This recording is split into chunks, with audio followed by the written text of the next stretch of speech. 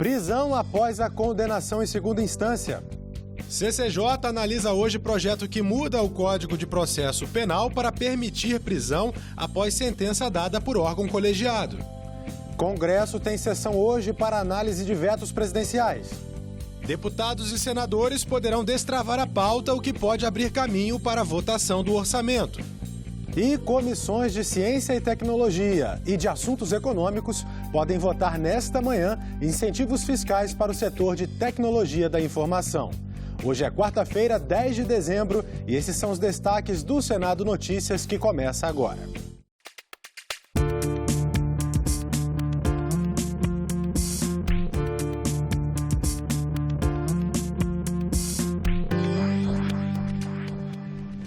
Olá, um bom dia para você.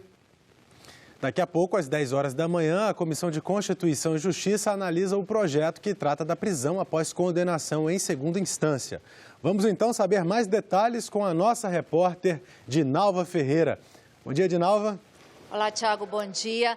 Olha, a decisão de pautar esse projeto que resgata a possibilidade de prisão após condenação em segunda instância foi tomada pela presidente da CCJ na semana passada, após um grupo de 43 senadores entregar um manifesto pedindo a votação da matéria. É que um acordo feito por líderes de partidos nas duas casas priorizava a análise, a tramitação da proposta que está na Câmara, que é uma PEC e que começou a ser analisada por uma comissão especial esta semana. Diante do manifesto dos senadores e do fato de que a decisão dos líderes não tinha sido unânime, pois dois partidos, PSL e Podemos, não participaram do acordo, a senadora decidiu seguir com a tramitação do projeto e marcar a votação da matéria para esta terça-feira. Lembrando que o projeto ele muda o Código de Processo Penal para permitir que um tribunal de segunda instância possa determinar a execução provisória da pena, mesmo que ainda caibam recursos. Em novembro deste ano, o STF decidiu que a prisão só pode acontecer após esgotados todos os recursos. O texto é um substitutivo da senadora Juíza Selma, um projeto que foi apresentado pelo senador Lazier Martins no ano passado, e esse substitutivo ele foi elaborado em uma articulação de vários senadores com o ministro Sérgio Moro. Nesta segunda-feira, em eventos para comemorar o Dia Internacional de Combate à Corrupção e também nas redes sociais, o ministro Sérgio Moro voltou a defender que o restabelecimento da prisão após condenação em segunda instância pelo Congresso é fundamental e imprescindível. Além da votação desse projeto, na reunião de hoje, os senadores também devem analisar a PEC emergencial, que é aquela PEC que faz parte do pacote do governo para ajustar as contas, para controlar a crise fiscal. Não está na pauta da reunião de hoje e nem na pauta da reunião desta quarta-feira, mas existe uma expectativa, Tiago, de que a CCJ possa votar também, ainda esta semana, o pacote anticrime, que foi aprovado pelos deputados na semana passada. Por enquanto, ainda é só uma expectativa e a gente tem que aguardar aí o andamento da reunião, que, como você disse, está marcada para as 10 da manhã. Voltamos com você. Obrigado, Dinalva. E está marcada para hoje, à 1 da tarde, sessão do Congresso Nacional. Na pauta estão 2 vetos presidenciais e 25 projetos de liberação de crédito. Entre os dispositivos vetados estão os relacionados à mini-reforma partidária e eleitoral e o que invalidou a preferência a mulheres marisqueiras no pagamento de indenizações em casos de desastres ambientais. A CPI mista que investiga a disseminação de notícias falsas na internet vai fazer 2 audiências públicas nesta semana. As reuniões estão marcadas para hoje e para quinta-feira. O primeiro suplente do senador Flávio Bolsonaro vai ser ouvido. Polêmica. Não põe o dedo na minha cara. Não põe o dedo na minha cara.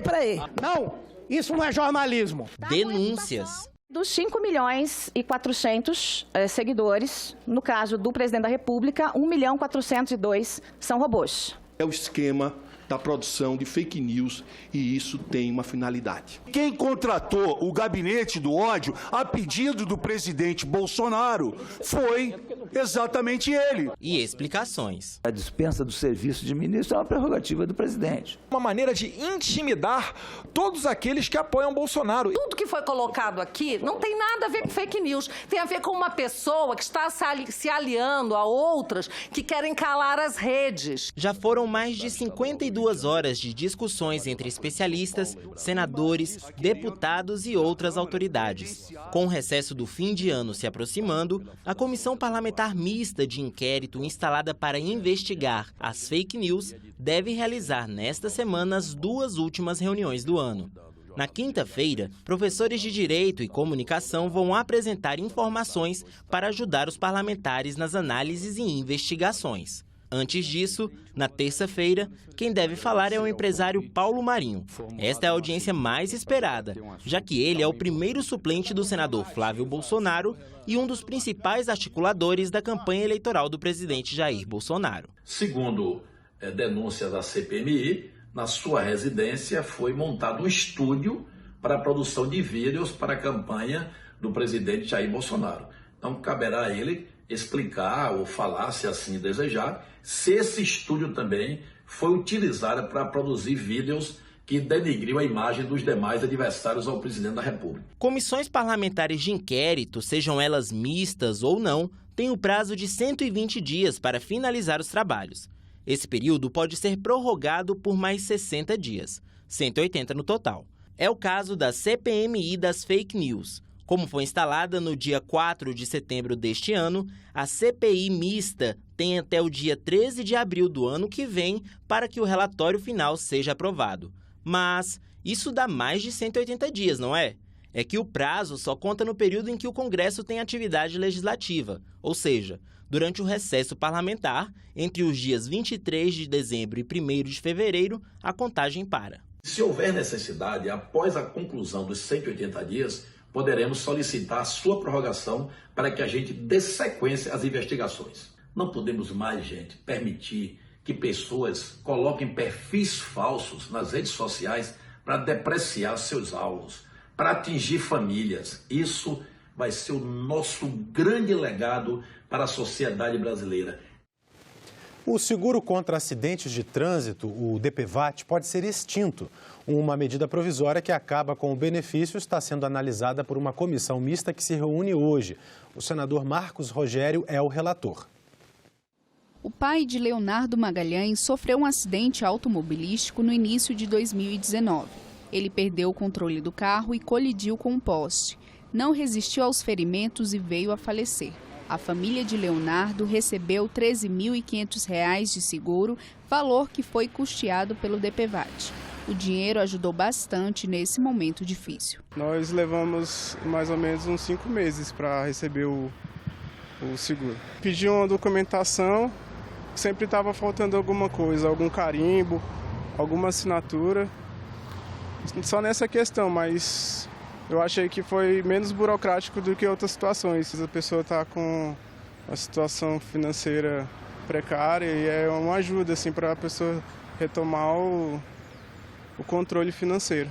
O seguro obrigatório de danos pessoais causados por veículos automotores terrestres, ou DPVAT, cobre despesas suplementares e médicas em casos de invalidez permanente, acidentes com morte e de indenizações às vítimas de acidentes causados por automóveis. Até o início de 2019, o seguro era pago anualmente por proprietários de veículos, mas pode ser extinto definitivamente. Segundo a seguradora líder que administra o DPVAT, somente em 2018, mais de 320 mil indenizações foram pagas nos 3 tipos de cobertura. Do total de indenizações, 70% foram para acidentes de trânsito com vítimas que adquiriram algum tipo de invalidez permanente. Foram mais de 228 mil ocorrências nessa cobertura. As motocicletas, que representam apenas 27% da frota nacional, foram responsáveis por cerca de 75% das indenizações pagas em 2018. Se existe má aplicação de recursos, se existe desvio, se existe fraude, tudo pode ser combatido para melhorar um sistema que, na essência, é muito bom e é muito importante para a sociedade.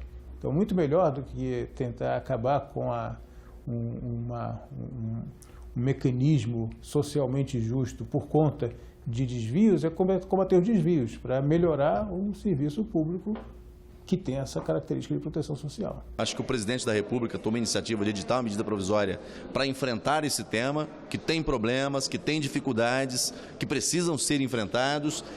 Se a solução melhor e mais importante para o país é justamente a extinção dessa modalidade de seguro ou outro modelo, isso deve ser fruto de um amplo debate, de uma ampla compreensão no âmbito da comissão. O senador Paulo Paim, durante pronunciamento em plenário, se posicionou contra a extinção do seguro e disse que irá pedir a rejeição da medida provisória.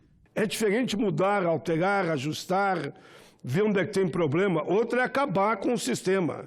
Essa medida provisória é um equívoco, por isso apresentei uma emenda para que a proposta do fim do DPVAT seja rejeitada. Confira agora as outras reuniões previstas das comissões do Senado para amanhã desta terça-feira. Vamos acompanhar. Às 9 horas da manhã, a Comissão de Direitos Humanos faz audiência pública para celebrar e refletir sobre o aniversário da Declaração Universal dos Direitos Humanos e a defesa da democracia. Hoje comemoram-se os 61 anos do principal documento da ONU sobre direitos humanos.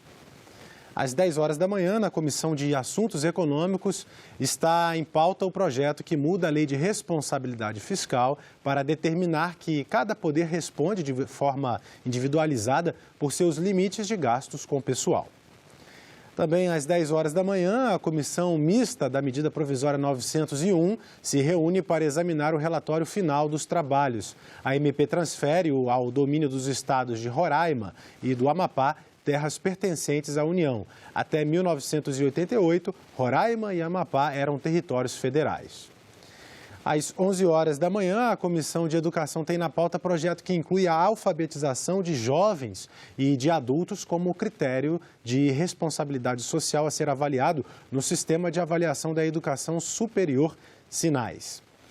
E logo após a reunião ordinária da Comissão de Assuntos Econômicos, a CAI realiza, em conjunto com a Comissão de Ciência e Tecnologia, reunião para examinar o projeto que aperfeiçoa a política industrial para o setor de tecnologias da informação e comunicação e para o setor de semicondutores. Às 11h30 da manhã, a Comissão de Transparência, Fiscalização e Controle e Defesa do Consumidor tem na pauta projeto que criminaliza o cadastramento do consumidor sem a sua autorização expressa em programa promocional realizado por instituição financeira.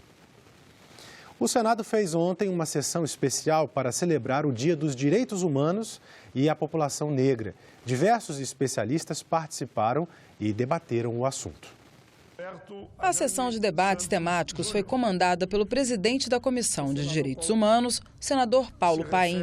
O requerimento que pediu a reunião teve o apoio de outros 26 parlamentares.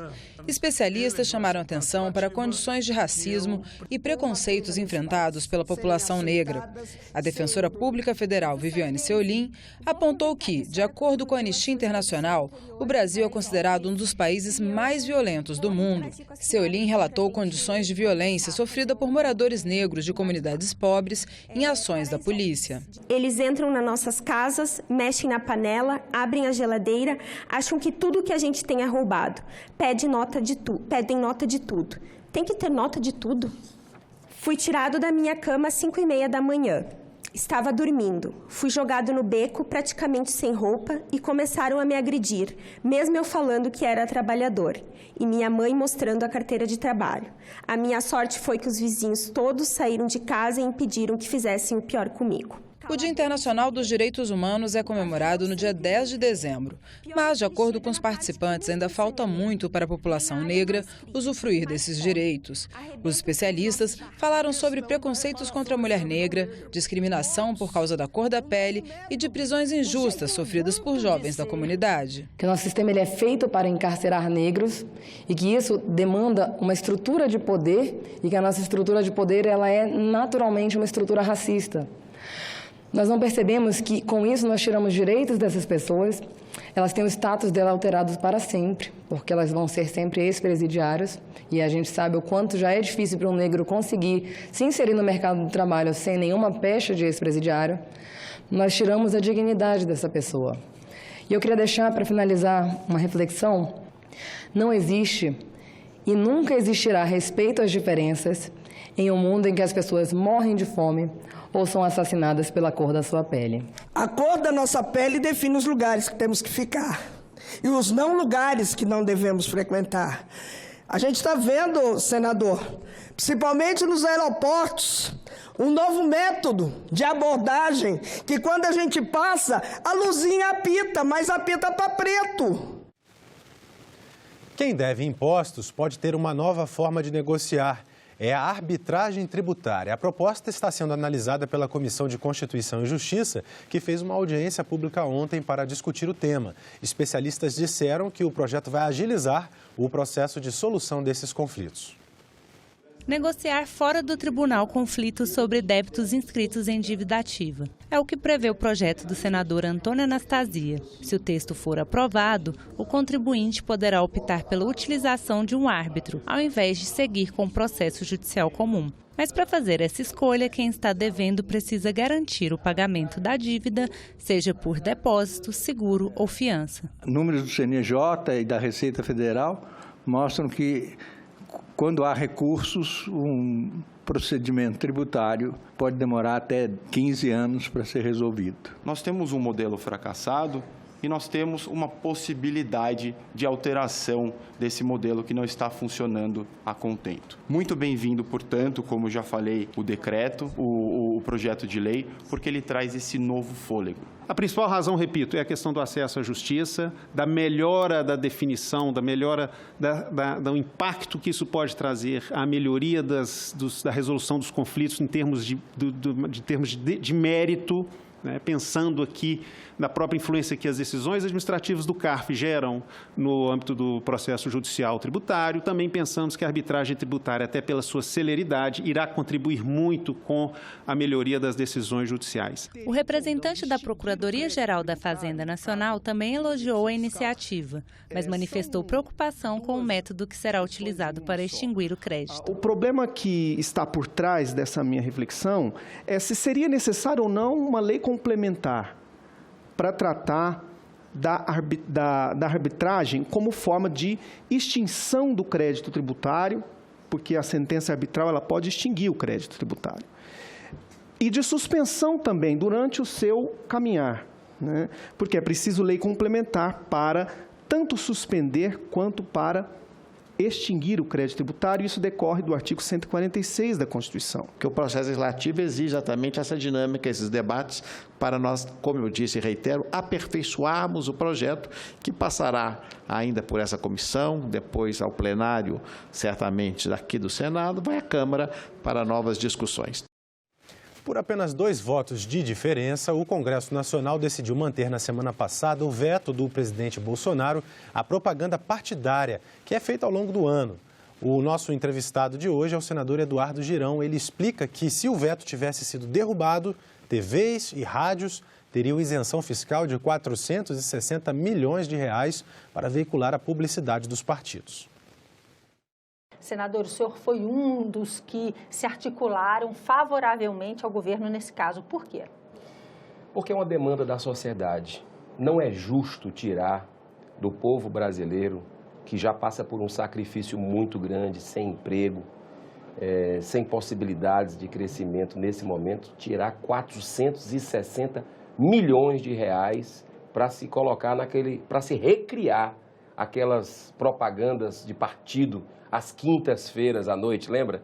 Que se tinha, uma semana era um partido, na outra semana era outra, ficava ali... Para ficar claro, a gente não está falando do período eleitoral. Não, período eleitoral não, nós estamos falando da recriação daquela propaganda que já tinha sido abolida no Brasil e que quase passa, foi uma votação apertadíssima, 2 votos no Senado, 2 senadores, e graças a Deus a gente conseguiu poupar esse dinheiro e poupar seu tempo. Né, seu tempo para propaganda de partido político. Eu acho que a população com legitimidade tem um pé atrás com partido político. Eu sou favorável a uma candidatura avulsa ou independente, né, que você não fique dentro de ter certas orientações, certas armadilhas que infelizmente existem hoje em partido político, que na verdade são muitas vezes cartéis, muitas vezes tem os donos deles. Mas isso hoje ainda não é permitido por lei, né? É permitido, mas essa propaganda ia fundamentar, ia fortificar a imagem de partidos e a população não quer saber disso. E seria renúncia fiscal, ou seja, o governo iria dar uma renúncia, pelo que foi aprovado aqui no Congresso, pela Câmara dos Deputados, iria fazer uma renúncia de 460 milhões para empresas de TV, com o seu dinheiro, colocarem propagandas de partido. E essa renúncia não vai mais acontecer por 2 votos. Na prática, os partidos não teriam que pagar por esse espaço nas emissoras de rádio e TV, mas depois elas descontariam nos seus impostos ao pagar ao governo. Exato. Quem pagaria era o contribuinte. Isso que iria acontecer. E existiu um trabalho fortíssimo aqui dentro, a velha política agindo para se recriar esse que não é o desejo do povo brasileiro. Foi um debate acirrado.